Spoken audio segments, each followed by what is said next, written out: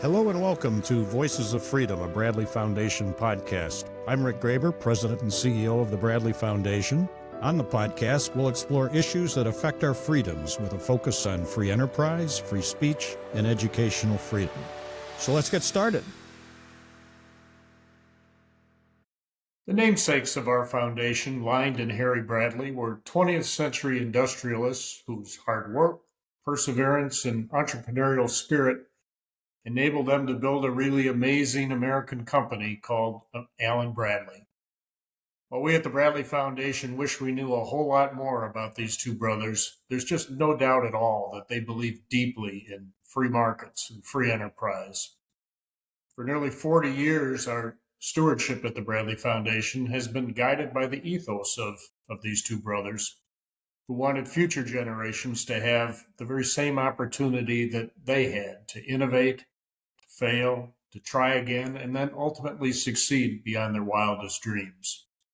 We couldn't be more pleased then to award Dr. Samuel Gregg, one of the nation's leading defenders of free enterprise, with the 2024 Bradley Prize. Sam is the Friedrich Hayek Chair in Economics and Economic History at the American Institute for Economic Research. He has written and spoken extensively on questions of political economy, economic history, monetary theory and policy, and natural law theory. He's the author of some 16 books, including his most recent book, The Next American Economy, Nation, State, and Markets in an Uncertain World. Welcome, Sam, and hearty congratulations from all of us at the Bradley Foundation. Thank you, Rick. It's great to be back with you again to have a conversation about different things associated with Bradley and the Bradley Prize. Absolutely. So let's start, Sam, with the story of the Bradley brothers. It's a story that I think you're pretty familiar with as a longtime friend of the Bradley Foundation. Their success is really illustrative of what makes America such an exceptional and unique country. And that is anyone from any background can dream and create and build and innovate. They can also fail and start over again, which the Bradley brothers experienced. You grew up in Australia, you studied in England. How does that very American experience that I just described about the Bradley brothers compare to the opportunities that you saw available in other countries that you've lived in? Well, I think when you look at the things like attitudinal surveys and empirical analysis of things like innovation and entrepreneurship, America still leads the world. We have a lot of economic problems, but we are still leading the world when it comes to innovation and entrepreneurship. And that includes leading other, let's call them Anglo-American countries like my native Australia and Britain, where I lived for a number of years. Because I can tell you that in those countries, views of business, commerce, and entrepreneurship are not as favorable. It's not that there's a type of antagonism towards people who are entrepreneurs. It's more that they're not celebrated and upheld as people that other Americans should be looking to emulate. That, I think, is a critical difference. It's like, well, entrepreneurs are good, business is good, commerce is good, but it's useful, but really it's not that important compared to being an academic, being a lawyer, being a doctor, any number of professions that are seen as somehow above the nitty-gritty of commerce and trade that entrepreneurs, of course, bolster and fuel every day. And in some cases, and this is particularly true of Australia, if you're seen as too successful, there's a thing called tall poppy syndrome. And what that means is that anyone who's too successful, there's a tendency to sort of cut them down. Now, that's reflective of a very egalitarian streak in Australian culture, and I think you can see that in Britain as well, although in Britain it's tinged with a type of lefty socialism as well. But there's a type of reticence about celebrating and honoring entrepreneurship in, again, these countries that are in many respects are very comparable to the United States, and it differs significantly from what we find in the United States. I found the same thing. Had the opportunity to live and work in the Czech Republic, which is different from certainly Australia, Britain, and Belgium. And you're right. It's not a bad thing. It's just not part of the DNA as it is in the United States, and it's hard to put your finger on why exactly. But I think that's very true. Yes, and I also think that earlier observers of America, people like Alexis de Tocqueville, one of the first things he noticed when he came to the United States was he said something like, they're all entrepreneurs. Americans, he said, would start a business and they'd get it going, and then they get distracted and go and do some other entrepreneurial project, sometimes of an economic nature, sometimes of what we would call a type of civil society nature. And other visitors to America, even after things like the New Deal and the Great Society, which are about as antithetical to entrepreneurship as you can imagine, even then, external observers of America have noticed this entrepreneurial impulse that seems to be part of America's DNA, which no amount of government intervention seems to be able to completely suppress. Sam, you're clearly one of America's leading proponents of free markets. How have success stories like the Bradley brothers shaped your perspective, your research, your opinions, your beliefs?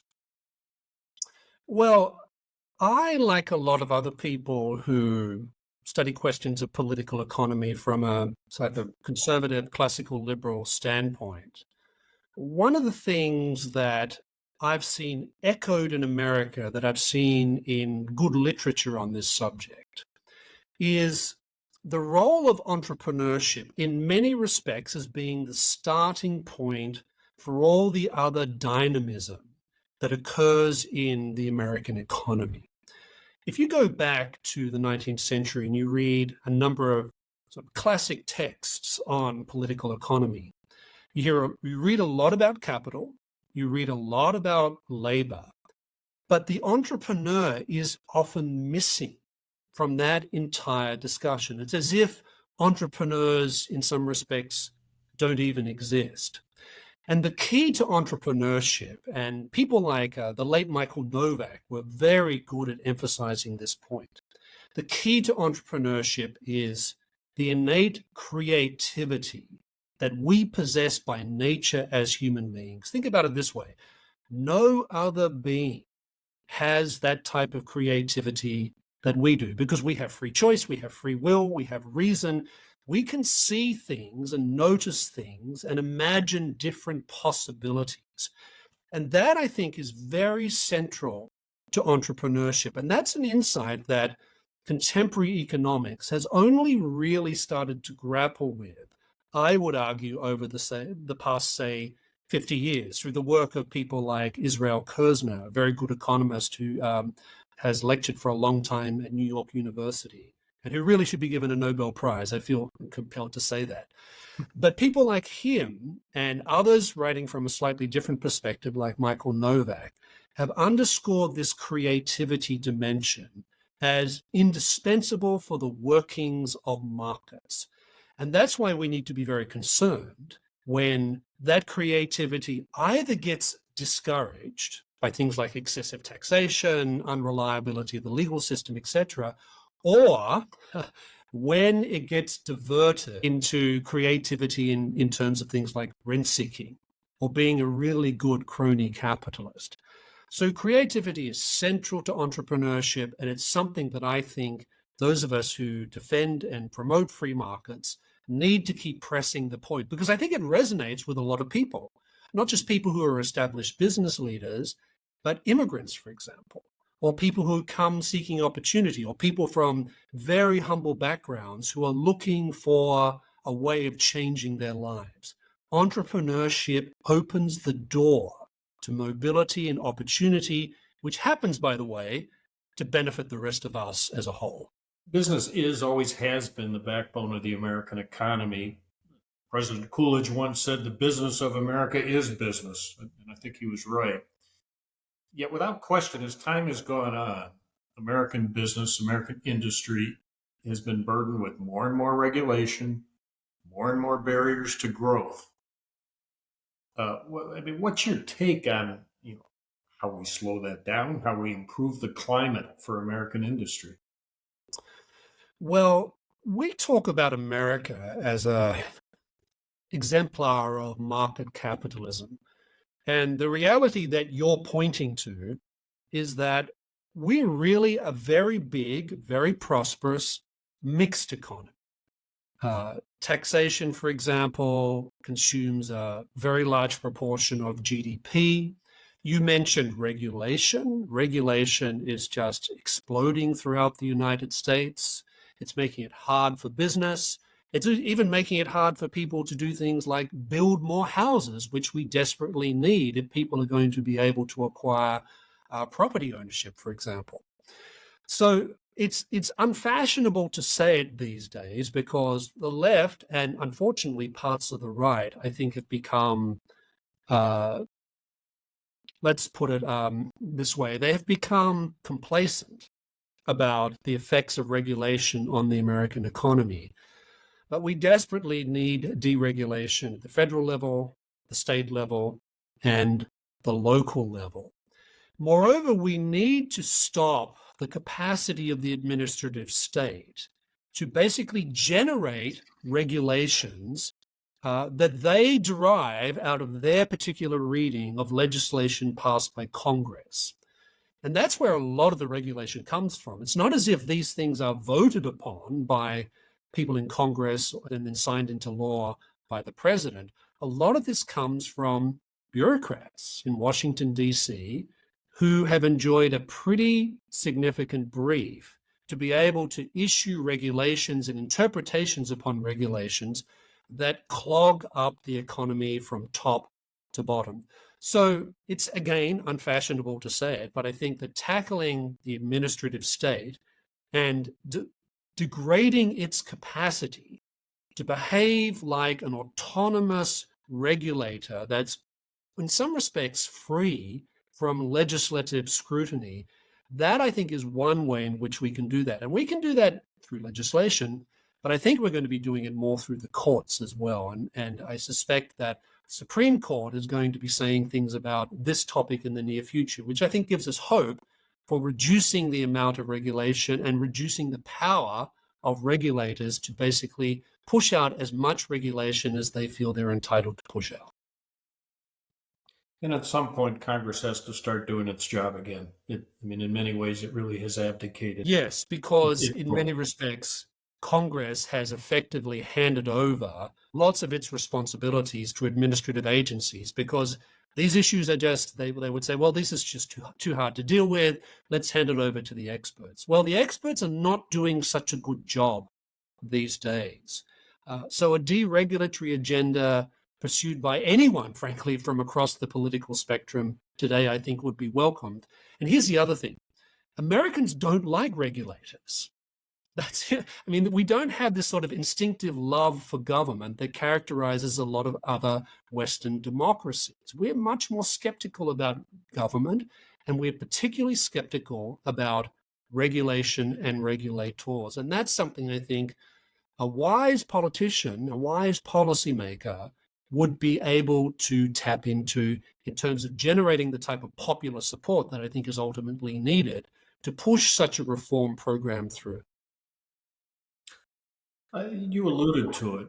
Some from the right have taken the view that, yes, we can support free enterprise, but we also need government to address the tough challenges like big tech and woke capitalism and weakening of the family. I'm pretty sure you don't agree with that. Tell us why. Well, it's not that these are illegitimate or wrong-headed concerns.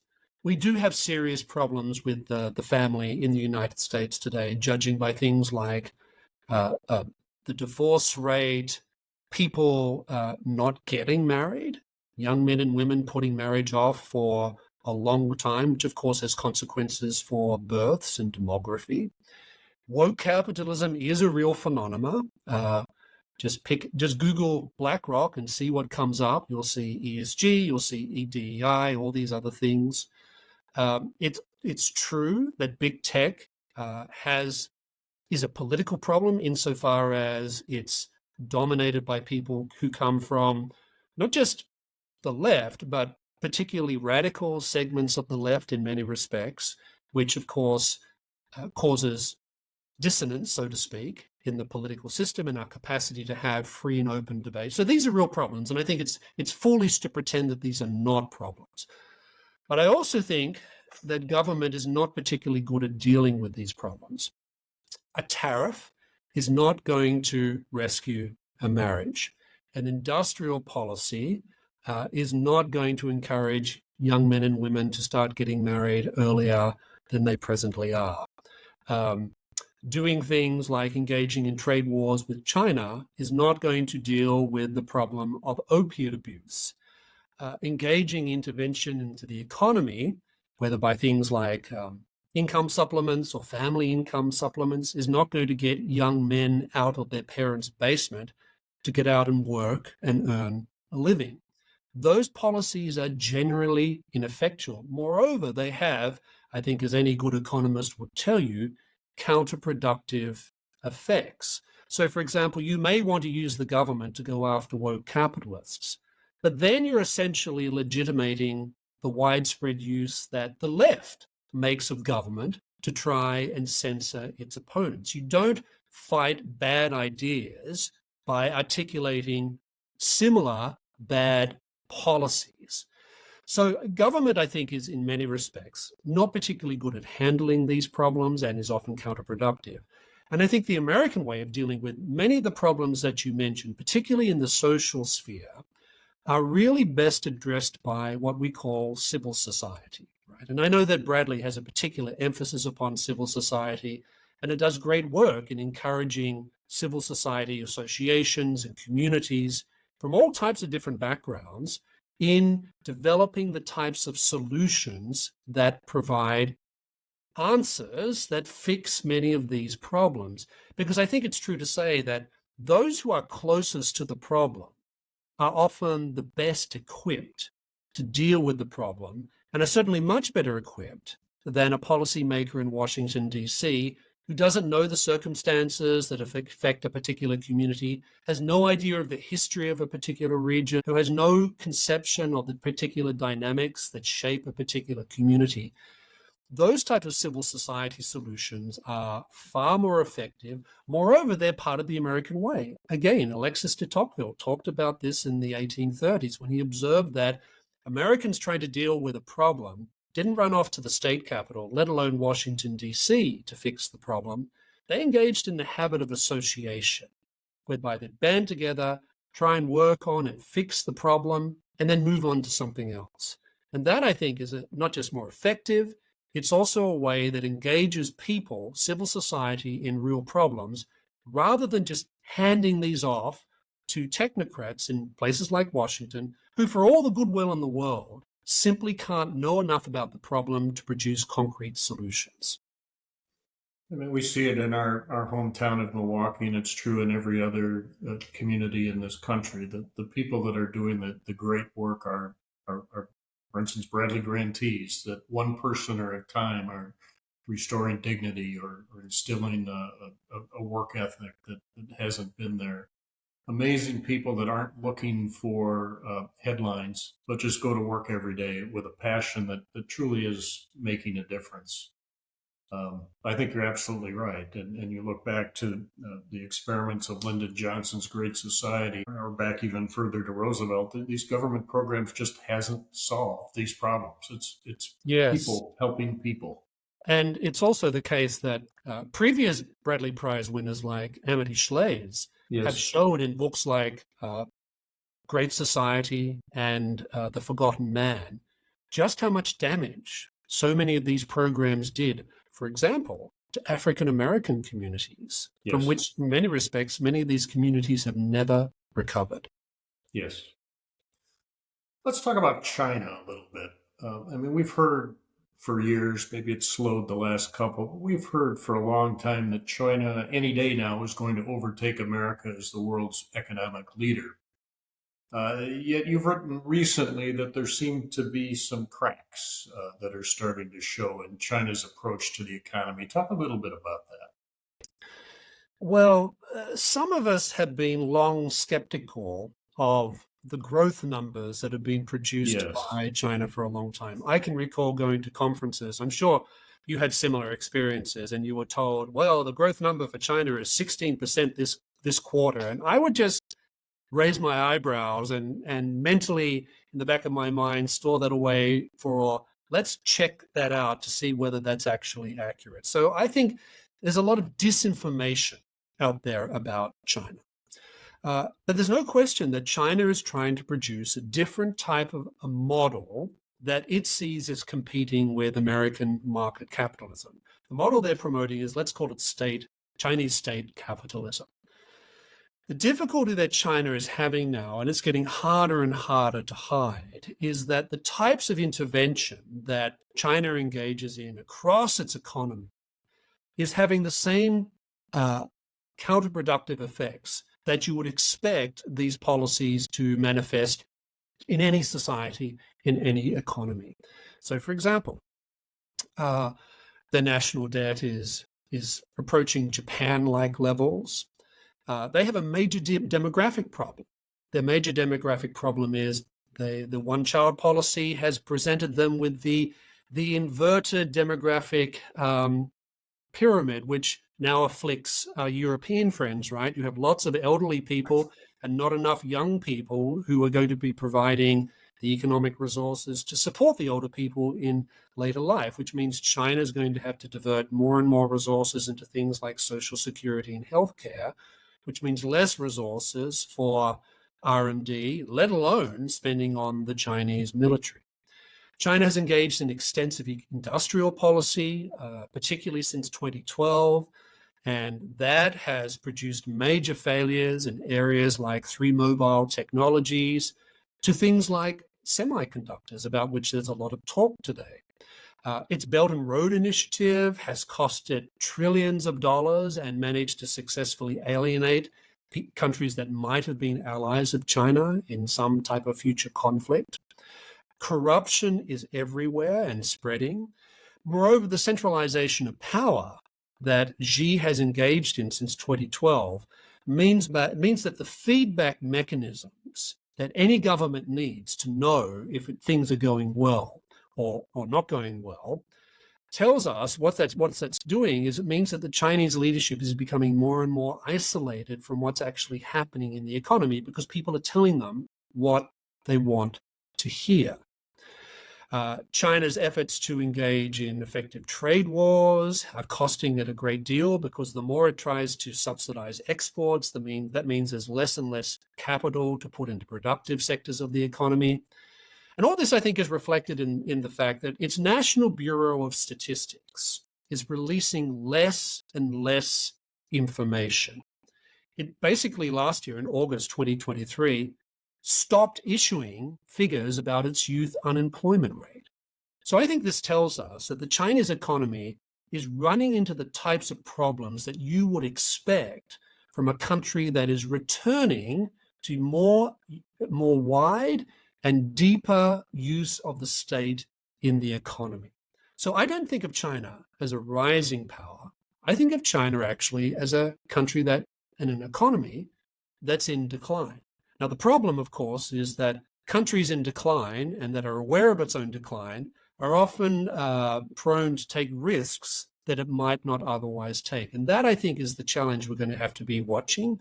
The other challenge we're going to have to watch is that we don't fall into the trap of mimicking Chinese policies as a way of competing with China. We, by the way, are way ahead of China. When it comes to things like per capita GDP, ours is something like $60,000 a year.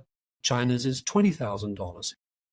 So I don't view China as this looming economic threat. It has enormous internal problems, and the policies that they're using to address these problems, I think, are ultimately counterproductive. Let's talk about markets and morality. I think Mm. there's always been a perspective that somehow prosperity makes us more complacent, more morally bankrupt. And I guess the thought goes as we become more attached to consumer goods, we become less attached to friends and family and community. Uh, Again, that would not be your perspective. Tell us why. Well, there's no question that when societies become wealthier, there are temptations that come along with that. We can start to think of ourselves as defined by how much we have. We can start to attach more value to material things than perhaps we otherwise should.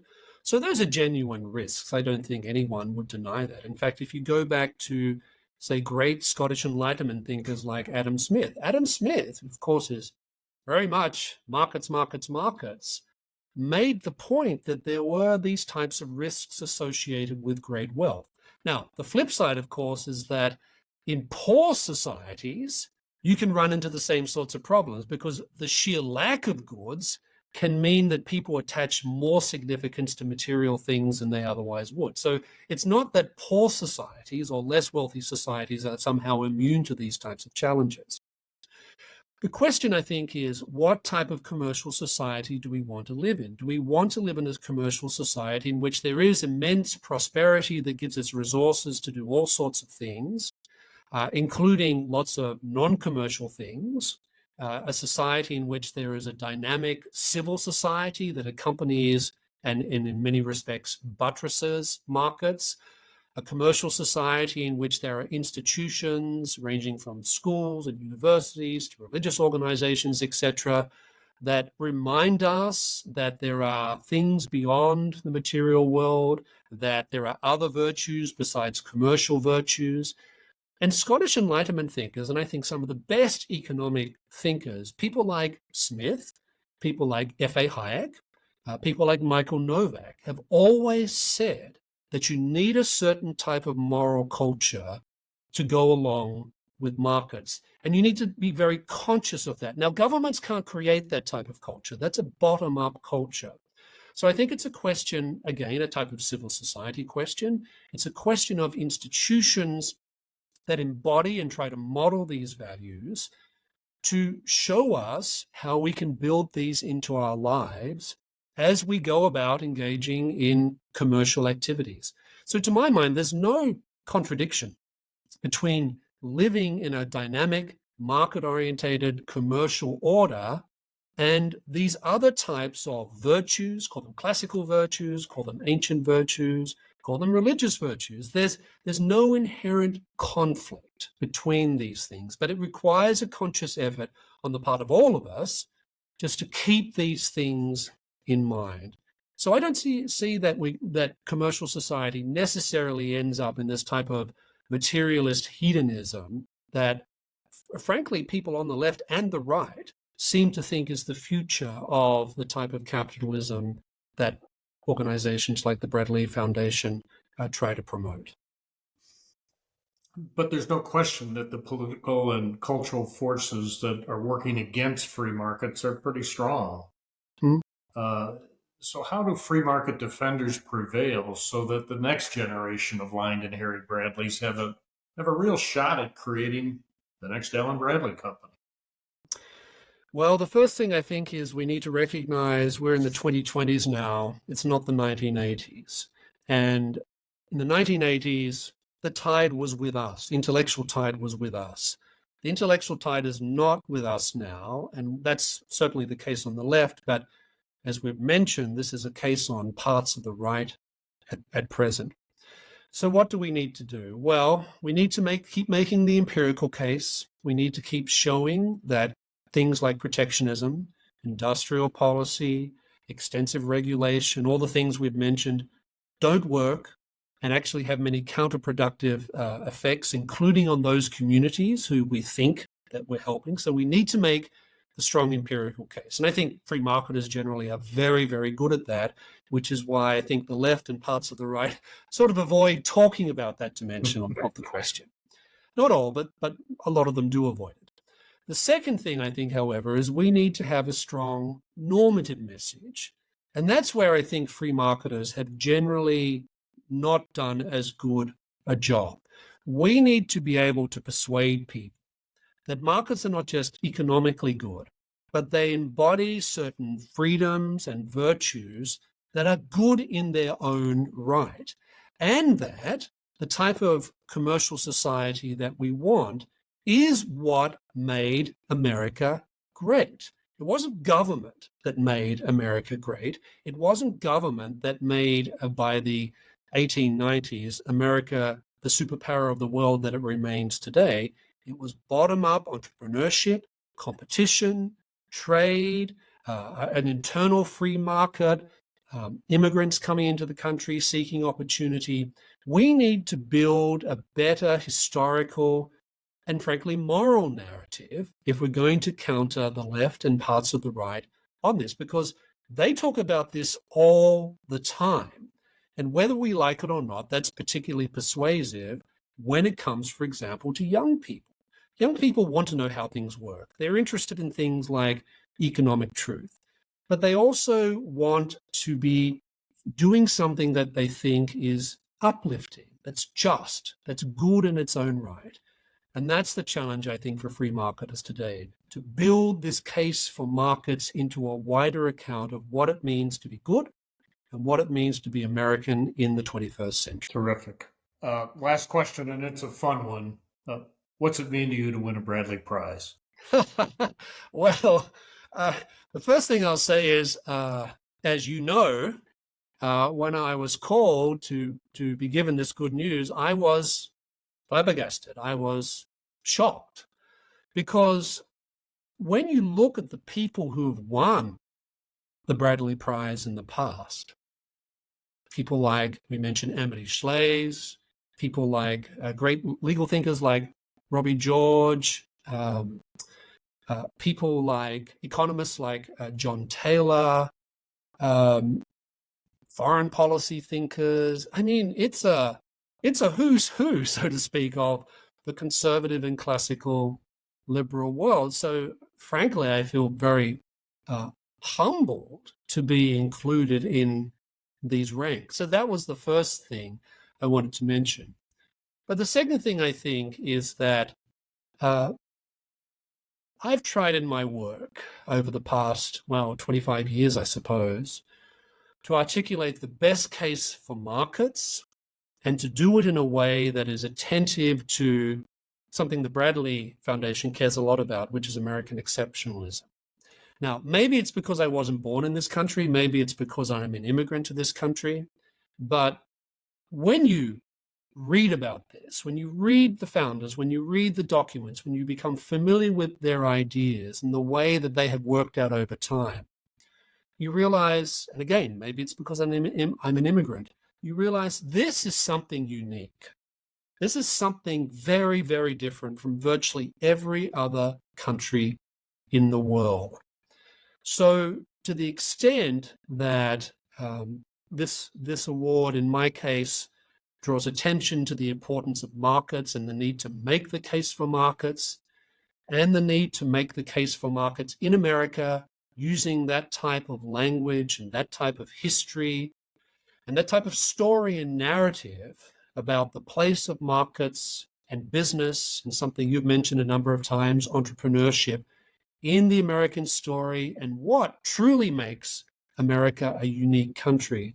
To the extent that the award to me is a reflection of that, then that makes me very happy and greatly honored. So I'm very thankful for the Bradley Foundation for this this great shock, but I hope that it also articulates a type of message about the importance of economic freedom in America, the importance of limited government, and the importance of American exceptionalism in remaining who we are as a people. Very well said. Dr. Samuel Gregg, thank you so much for your leadership, at times waging a somewhat lonely battle. You're doing an outstanding job. Thanks very much. We look forward Rick. to celebrating with you in a couple of weeks, and hope that it's a very, very special day for you and your family. Thank you very much. Great to talk with you. Good talking with you. And as always, thanks to all of you for joining us on this episode of Voices of Freedom.